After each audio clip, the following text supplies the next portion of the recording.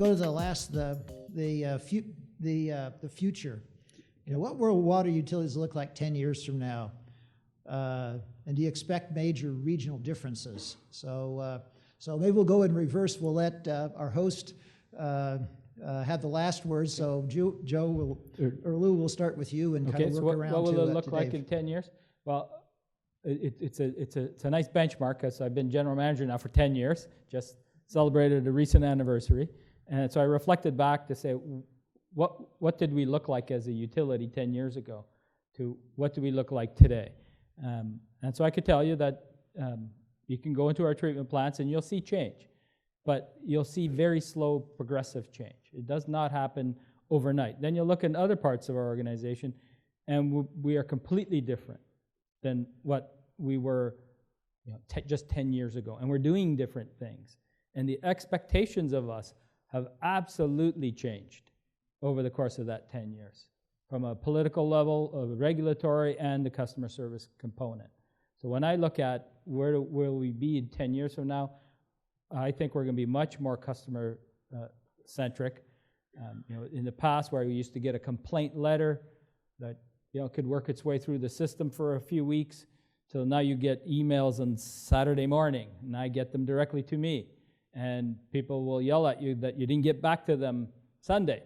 So you're getting that kind of speed, and that's where I think our utility needs to be 10 years from now, is fully integrated at all levels, which is a big challenge. Toronto Water's 1,700 employees, 8 facilities, 5,000 kilometers of pipe of each in the ground. Well, how do you make all of your staff work in such an integrated fashion so information can flow immediately to deal with those types of questions that come to you, and everyone expects an immediate response, an immediate reaction? That's what's changing. How are we going to cope with that change? And I keep saying to our staff on customer service front, and I do notice our Director of Water Treatment is here, and he shares the same philosophy. When we started the customer service program, we asked our treatment plant staff, what is your role in customer service? And most said, well, I don't deal with the customer. I'm just in the plant, until you started that conversation to say, well, you actually produce the water they drink. And so you have a very big role in providing customer service. You are manufacturing their product for them. And as they think about it, they've slowly changed their mindset. So that's what I think we need to do, is get everybody aligned together. The technologies become secondary to achieving then that ultimate goal of providing the best service we can, meeting all the regulatory requirements. But I'm really focused on the customer service front. That will really drive the change in our industry. I very much agree, and we have Andy and Lisa. Andy is our full-time social media employee, and Lisa handles those calls that come in and emails 24 hours a day, 7 days a week, including from congressmen and senators. I think that my view on what's the utility going to look like in 10 years is the pace of change is going so fast now. You look at 10 years back or 10 years back, there were long periods of time where our industry didn't change much year to year. Now the change is dramatic. Whatever someone says our utility is going to be in 10 years, I want to be there 3 years from now. And we just have to hurdle in the future. And I completely agree. I don't think in 10 years you're going to notice a difference between a private or a public utility. And utilities are not going to be just something that we do when you get it. We're going to be service enterprises. And if you're a customer of ours, we actually have been able to improve our reputation in D.C. because we respond to emails 24 hours a day. And Andy will respond to a text that comes to us instantly. We get a response quickly. That's our chance to do better and to improve the way the public perceives us. But now when we look at that member of the public as someone we serve, well, we only ever thought that we served you from where you connected to our system back to our plants. Well, you hire all this work, you do all these things on your side of the meter. Could we offer some of those services to you? On the inside, what are the services we do? We have something called ART. It's our full bench scale lab, which we built for our own purposes.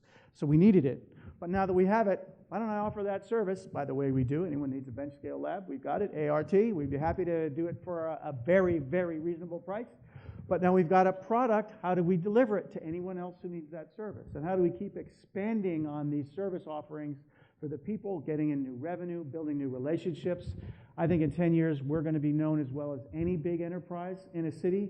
We're going to be seen as a force for incredibly positive change. It's the water you drink. It's the water in the river. It's water. Every great city's known by their water, whether it's the river or the lake, the ocean, or whatever else they're on, and we'll be seen as the principal element of that. So rather than being what we were maybe 10 or 20 years ago, which was hidden and unknown, we'll be front and center as driving so much change.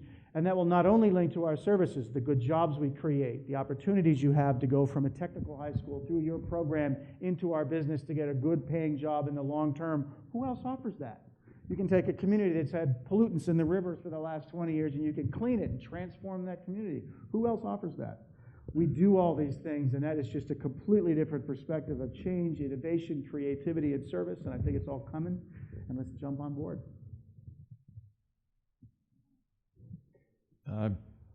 Kind of along the same lines. We all operated under the radar for probably a number of years, and more water utilities are coming out into the spotlight. We've got aging infrastructure, we have new projects, water rates are going up, so more and more folks are talking about the costs, the bills, the rates for water and for sewer systems. So we really need to take advantage of the challenge and turn it into an opportunity to spotlight what we provide out there for our consumers. And we need to help educate our consumers and help them understand so that they are willing to finance the improvements. That's the key, is willing to finance the improvements, and that's through education, through various means. We're going to need talent as we grow and take on new initiatives.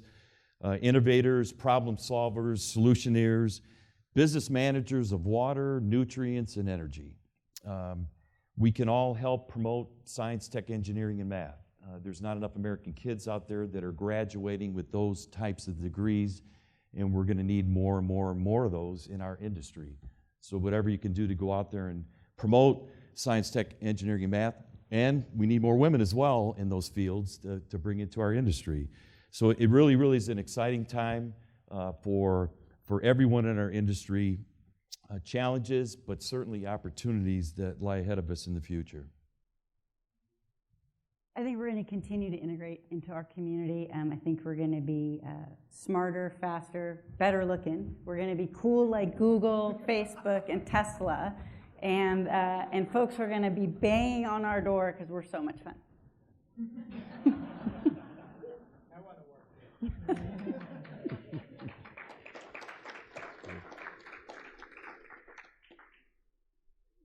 So I'm trying to figure out how to get my eyes to roll up in my head and then say, in the future, the water will, I think the water utility of the future, I hope, and I don't know if we can do this, but, if we created water industry in this country and we're 50,000 plus local utilities, and we live in a global economy, in this country, and we're just local utilities, and we're missing a big piece of the economic future of the world because of that arrangement, and the impact that we can only have in our region. And I think we have extremely positive impact in our regions, but I would hope that in 10 years that because we're good at what we do, that we figure out how to share that with the world.